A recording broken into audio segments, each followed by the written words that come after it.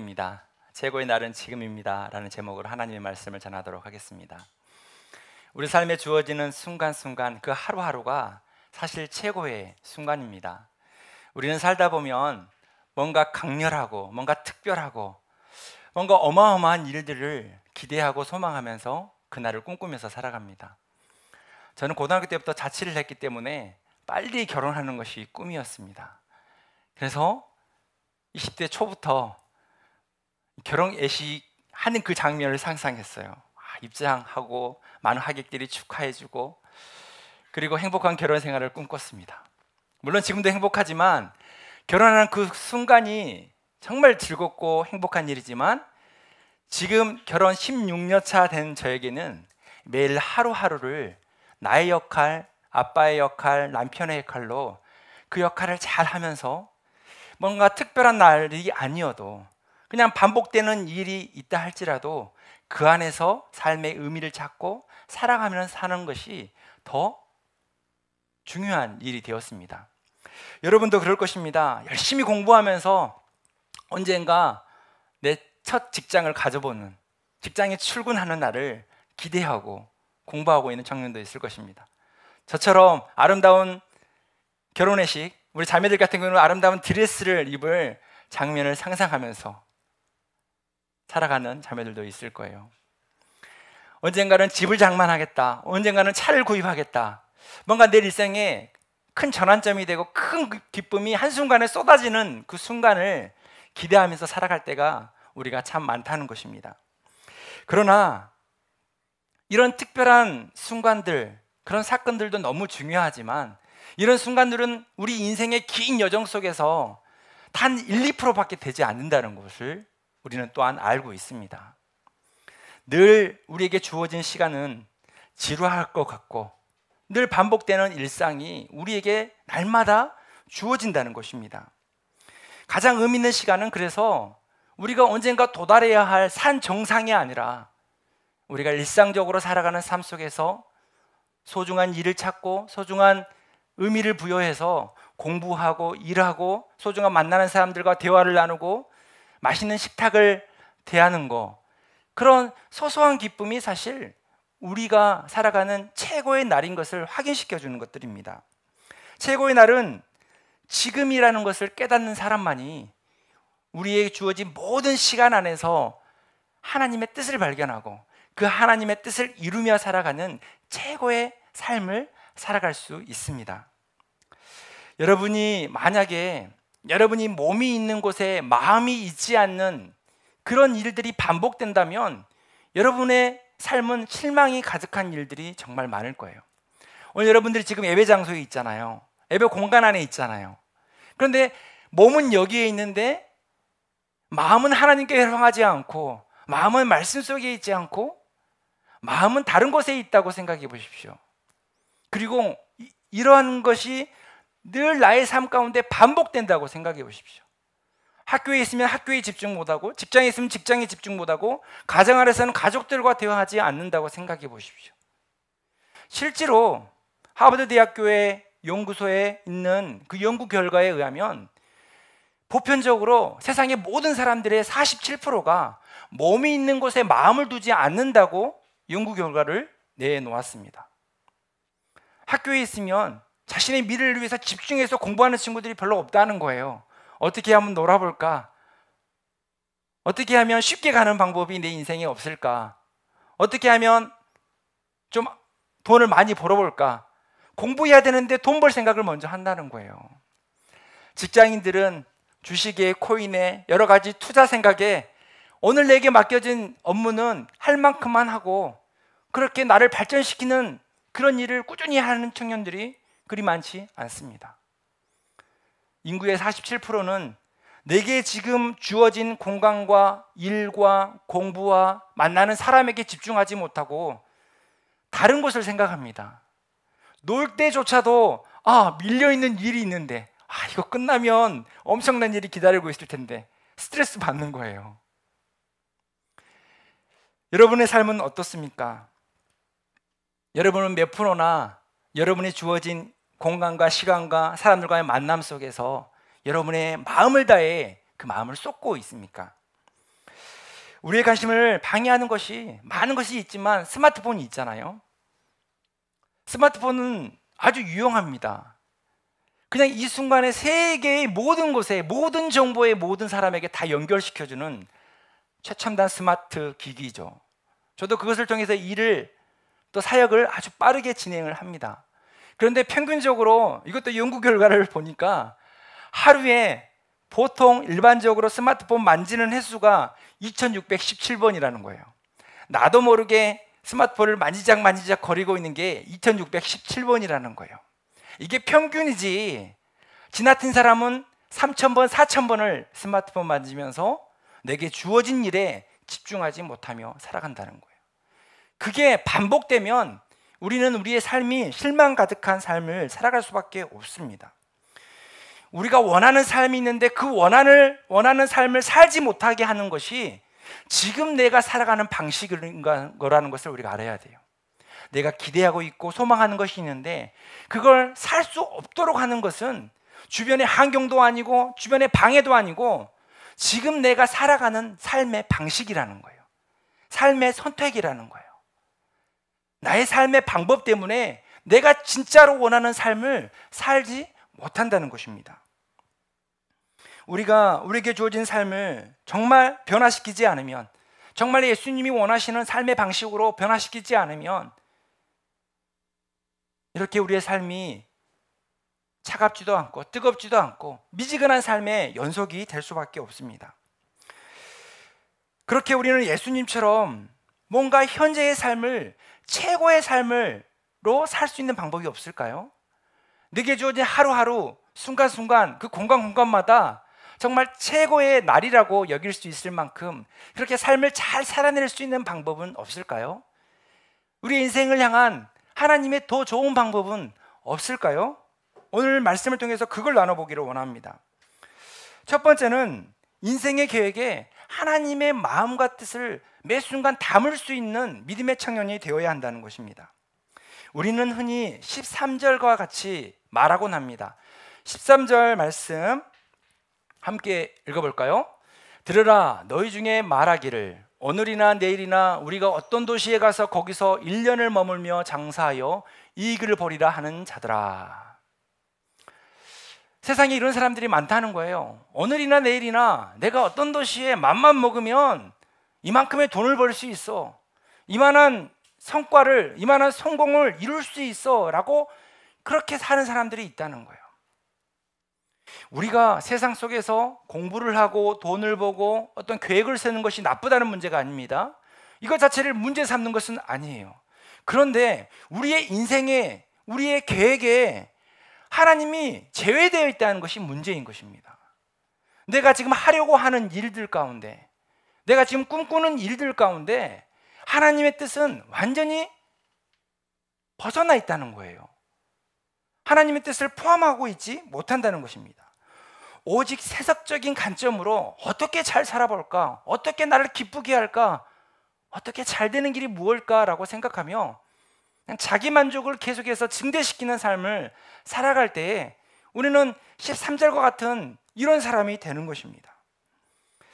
우리는 이러한 하나님 앞에서의 교만한 태도를 바꿀 수 있을 때만이 우리의 주어진 모든 순간순간이 최고의 날이 되며 의미 있는 삶이 될 수 있는 것입니다.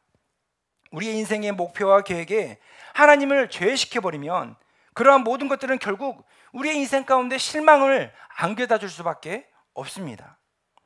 우리의 인생의 계획에 하나님의 뜻과 하나님의 마음이 담겨 있을 때만이 하나님의 일하심이, 하나님의 역사하심이 우리의 삶 가운데 분명하게 드러난다는 것입니다. 우리의 신앙의 본질은 사라지지 않는 삶의 의미를 만드는 거예요. 여러분 생각해 보십시오. 여러분이 지금 요즘에 하고 있는 일들 중에 사라지지 않는 삶의 의미를 만드는 것이 무엇입니까? 이것이 예수님께서 살아가셨던 삶의 방식이거든요. 예수님은 이 땅에 공생애를 보내시고 십자가에 달려 죽으시고 이 땅에 사라지셨어요.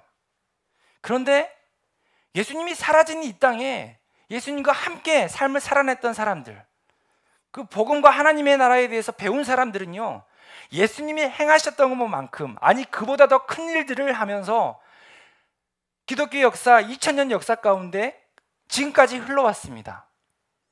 예수님이 없는 순간에 사랑의 가치가, 생명의 가치가 계속 존재한다는 거예요.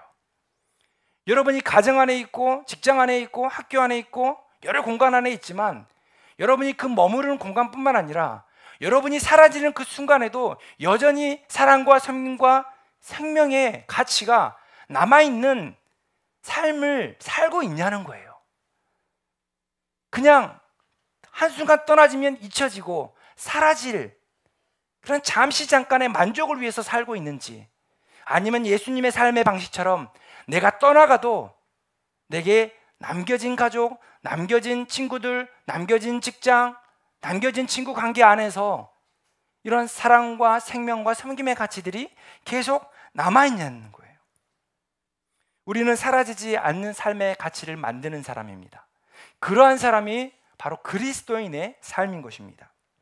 우리가 살아가는 현재의 삶을 정말 최고의 순간으로 만드는 또 하나의 방법이 있는데, 그것은 인생을 향한 하나님의 시간, 그것을 너무나도 소중하게 여기는 것입니다. 오늘 말씀에는 우리가 잠깐 보이다가 사라지는 안개와 같다 얘기를 합니다.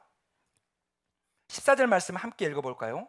너희 생명이 무엇이냐? 너희는 잠깐 보이다가 없어지는 안개니라. 우리가 존귀한 존재 맞아요. 정말 하나님의 자녀가 맞아요.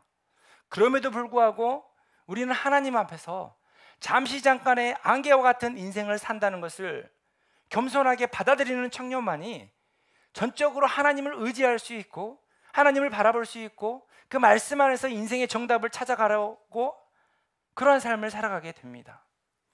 그래서 무엇보다 중요한 것은 나는 한계와 같다는 존재를, 그런 존재의식을 가져야 한다는 것입니다.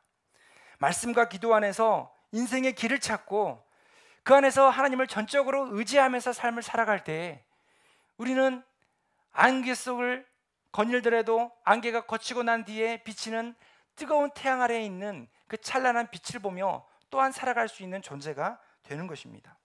저는 안개와 같은 이 말씀을 대하다 보면 모래시계가 생각납니다. 오늘 주보에 그림 보이죠? 모래시계 그림이 있어요. 실물을 가져오려고 했는데 깜빡하고 안 가져왔어요. 주보에 모래시계 보이나요? 제 책상 위에는 모래시계가 있습니다. 그리고 모래시계를 가지고 어떤 글을 쓰거나 어떤 업무를 보거나 어떤 행정일을 할 때가 있어요. 왜냐하면 모래시계는 핸드폰에 있는 시계와 이 손목 시계와 다르게 시간이 눈으로 보여요. 이미 지나온 시간이 눈에 보이고 이미 떨어진 시간이 눈에 보입니다. 위아래 시간이 정확하게 구분돼요. 그래서 모래시계를 딱 엎어놓고 뭔가를 할 때가 있어요. 내가 한 시간 안에는 카톡이 와도 연락이 와도 정말 집중해서 이 일을 끝내야 하고 말겠다, 그런 다짐과 의지를 담고 어떤 일을 할 때 그 시간을 너무나도 소중하게 여기고 싶을 때 이렇게 모래시계를 직접 생활 속에서 사용합니다. 모래시계의 특징을 봐보세요. 이 그림을 한번 봐보세요. 첫 번째 특징이 있죠. 위쪽에 얼마만의 모래가 남아있는지 우리는 알 수 없어요. 실제로 모래시계는 얼마만큼의 모래가 남아있는지 알 수 있죠. 그렇지만 우리의 인생은 80살을 살지 100살을 살지 그 누구도 장담할 수 없다는 거예요. 우리의 생명은 하나님의 영역입니다. 내가 내일 일을 알 수 없고 1년 뒤의 일을 알 수 없습니다. 여러분이 아주 젊고 건강하지만 여러분의 연수와 여러분의 생명이 어느 정도까지 하나님께서 허락하실지는 아무도 모른다는 거예요. 그래서 모래시계를 바라보면 정말 시간이 소중하다는 것을 깨닫게 됩니다. 또 한 가지는 모래가 흐르는 것을 막을 수가 없다는 거예요. 뒤집으면 되겠죠. 그렇지만 우리 인생을 뒤집을 수가 있나요? 우리 인생을 뒤집을 수가 없습니다. 한번 떨어지기는 모래시계는 그 모래시계의 모래가 다 떨어지기까지 그냥 내가 무엇을 하든지 시간은 흘러갑니다. 내가 가치 있는 일을 하든지 아니면 내가 시간을 소비하고 그냥 게으른 삶을 산다 할지라도 시간은 어느 누구에게나 동일하게 흐른다는 것입니다. 세 번째로 떨어진 모래시계, 그 떨어진 모래를 다시 위로 옮길 수 없다는 거예요. 우리의 삶의 과거의 흔적들은 절대 돌이킬 수 없고 원점으로 만들 수 없습니다. 그래서 우리는 이 모래시계를 보며 또 안개와 같다는 하나님의 말씀을 통해서 내게 주어진 삶의 가치가, 그런 소중한 시간들이 얼마나 최고의 날인 줄 알고 얼마나 의미 있는 시간인 줄 알고 그것을 잘 사용할 수 있는 믿음의 사람이 되어야 한다는 것입니다. 우리가 영향력을 행사할 수 있는 것은 과거가 아닙니다. 과거는 이미 지났어요. 되돌릴 수 없습니다. 그리고 다가올 미래도 영향력을 행사한다는 것은 희박합니다. 지금 내가 영향력을 행사할 수 있는 것은 바로 지금 이 순간이에요. 지금 내가 만나는 사람이고 지금 내가 머무는 공간인 거예요. 여가 미래에 여러분이 어떠한 희망찬 일을 기대한다면 지금 내가 무엇을 선택하고 결정하느냐에 따라서 미래가 결정나는 것입니다. 그래서 유일하게 내가 최고의 날로 삼을 수 있는 것은 바로 오늘이고 바로 이 순간이고 바로 오늘 만나는 사람이라는 것을 우리가 잊지 않아야 합니다. 사랑하는 청년 여러분, 지금이 최고의 날임을 우리가 기억합시다. 그리고 그 말씀을 우리가 기억하면서 하나님의 선한 뜻을 행하며 살아가는 그리스도인이 됩시다. 17절 말씀을 한 목소리로 읽어볼까요?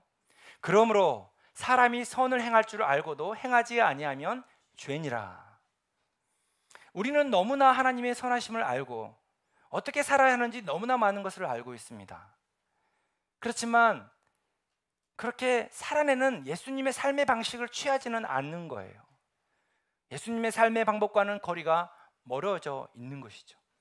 그래서 선을 행할 줄 알고도 행하지 아니하면 죄라고 하는 그 말씀 앞에 우리는 아무것도 안 하면, 가만히 있으면 본전이라도 한다고 생각하지만 사실 우리의 삶은 선을 알고도 오늘 내게 주어진 삶의 하나님의 뜻을 알고도 행하지 아니하면 나의 삶은 본전의 삶이 아니라 죄가 쌓이는 삶이라는 것을 우리가 부정할 수 없습니다. 그래서 저와 여러분들이 오늘 내게 주어진 하나님의 뜻이 분명히 아는 것들이 있다면, 밝게 깨달아지는 것들이 있다면 그것을 해서 집중하며 살아가는 삶이 필요합니다. 정말 소중하게 그 일을 잘 해내는 것이 중요합니다.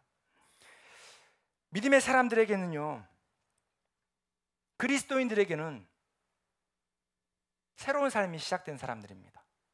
이전에는 자기 만족과 자기 기쁨을 추구하며 살았던 사람이 나의 모습이라면, 그리스도인이 되고 믿음의 사람이 되었다는 것은 다른 사람이 기뻐하는 것을 통해서 내가 기뻐하는 삶을 살아가는 것이 그리스도인입니다. 한 주간 여러분의 지나온 삶을 한번 생각해 보십시오. 여러분을 기쁘게 하려고 많은 좋은 것도 먹고 영화도 보고 여행도 다니고 좋은 옷도 입고 화장도 하고 그랬을 거예요. 그런데 의식주, 그냥 육체적인 욕구를 만족해야 하는 그런 기쁨 말고 여러분의 심령, 내면 깊은 곳에서 흘러나오는 끊어지지 않는 기쁨이 내 안에 느껴진 적이 몇 번이라도 있었는지 생각해 보십시오. 몇 번이나 될까요? 나를 만족하게 하려고 하는 그 기쁨의 삶, 그런 행동과 선택, 실질적으로 나를 만족하게 하고 나를 기쁘게 했던 삶이 어느 정도인지 생각해 보세요. 그렇게 많지 않을 거예요. 셀 수 있죠. 몇 번 안 되니까. 그런데 한 인간이 성숙한다는 거, 사람이 성장한다는 것은 다른 사람의 기쁨이 나의 기쁨이 되는 과정이에요. 여러분이 연애를 해요. 곧 결혼을 해요.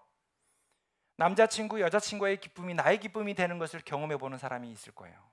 여러분이 언젠가 결혼을 하겠죠. 그러면 배우자의 기쁨이 나의 기쁨이 되는 경험을 하게 됩니다.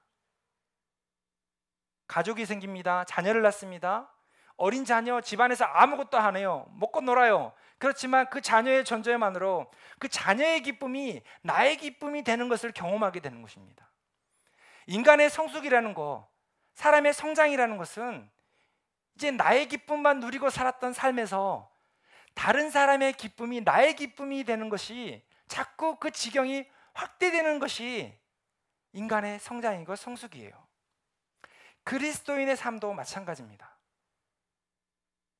나를 통해서 누군가 기뻐한다면, 누군가 즐거워한다면 그것으로 내가 기뻐하는 삶을 살아가는 것이 그리스도인의 삶이에요. 여러분, 끊임없이 자기를 만족하게 하고 기쁘게 하려고 하는 사람은 즐거울까요? 피곤할까요? 생각해 보십시오. 내가 기뻐해야 돼. 내 감정이 행복해야 돼. 즐거워야 돼. 여러분, 끊임없이 피곤한 일이에요. 지쳐요. 낙심될 일이 많아요. 끊임없이 나를 기쁘게 하려고 하는 삶의 선택과 행동과 삶의 방식은 예수님의 방식이 아닙니다. 자기중심적인 방법이에요. 여러분이 어렸을 때는, 청년 초기 때는 그렇게 살아갈 수 있어요. 그렇지만 여러분이 이제 믿음 안에서 성장하는 그리스도인이 된다면 그렇게 제한된 삶을 살아서는 안 되는 것입니다. 이제 나를 통해서 누군가를 기뻐하는 삶을 살아간다는 것, 그것은 쉬운 일이에요. 어려운 일이 아니에요. 스트레스가 없어요. 나를 기쁘게 하려면 여러분 엄청 스트레스 받아요. 엄청 감정을 많이 살펴야 돼요. 오늘 나의 감정이 어떠지? 오늘 나가 행복한가 즐거운가?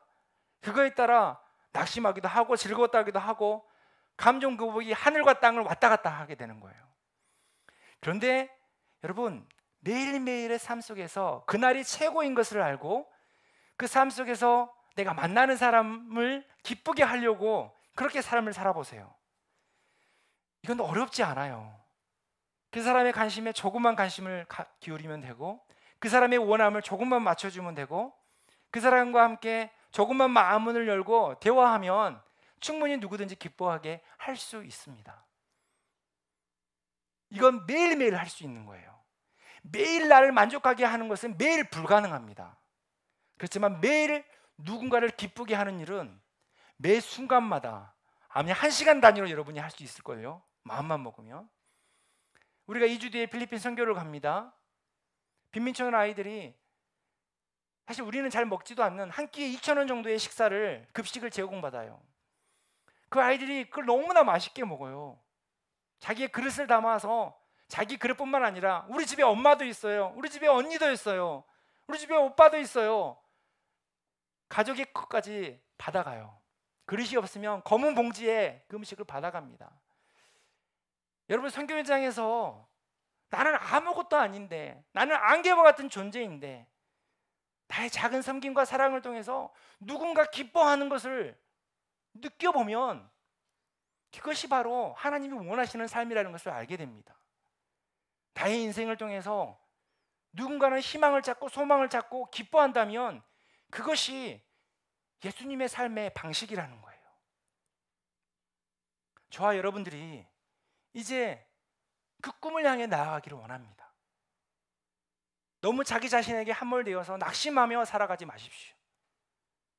이제는 한 주간의 삶을 대할 때 내가 무슨 일을 하든지, 공부를 하든지 일을 하든지 누구를 만나든지 그 사람의, 어떤 사람을 미소 짓게 만든다고 생각해 보십시오. 그리고 내가 하는 일에, 그 일에 정말 작은 열매라도 맺히도록 최대한 집중하여 최선을 다해 보십시오. 나를 방해하는 것들을 잠시 끊어놓고 내게 주어진 삶의 방식에 예수님의 삶의 방식을 담아 보십시오. 그러면 예수님이 이 땅에 사라지셔도 사랑과 섬김과 생명의 가치가 남아있던 것처럼 여러분의 주변의 모든 사람이 행복할 거예요. 여러분이 주변의 모든 사람이 행복하면 결국은 누가 행복할까요? 내가 행복한 거예요. 여러분, 학교에 요즘 문제가 많잖아요. 아이들 한 명 한 명이 선생님과 관계가 다 개인적으로 변하게 되었잖아요. 내 자녀가 행복하려면 누가 행복해야 할까요? 문득 그런 생각을 해봤어요. 내 아들의 친구들이 행복해야겠구나, 그런 생각이 드는 거예요. 그러면 우리 아들이 그 공동체에 있으면서 행복한 거예요. 여러분의 삶도 마찬가지입니다. 내가 기쁘려면 나를 기쁘게 하려고 끊임없이 노력하는 삶이 아니라 내 주변을 기쁘게 만드는 거예요. 내 주변에 소망의 씨앗을 뿌리는 거예요. 그러면 결국에 여러분들이 그 기쁨의 열매를 맛보게 될 것입니다. 사랑하는 청년 여러분, 이것이 예수님께서 살아가셨던 방법입니다. 인생의 더 좋은 방법, 예수님이 살아가셨던 방법처럼 사는 것입니다. 저와 여러분들이 한 주간의 삶 속에서 그렇게 사십시다. 다른 사람을 기쁘게 하며 매일 주어진 시간 안에서 그 시간이 지금 내게 주어진 최고의 시간이라는 것을 알고 최고의 날이라는 것을 알고 후회 없는 하루하루를 살아가는 저와 청년들이 되기를 바랍니다. 그래서 반드시 그 삶 가운데, 사랑을 쏟는 삶 가운데 하나님의 은혜와 축복이 넘치길 주님의 이름으로 축복합니다.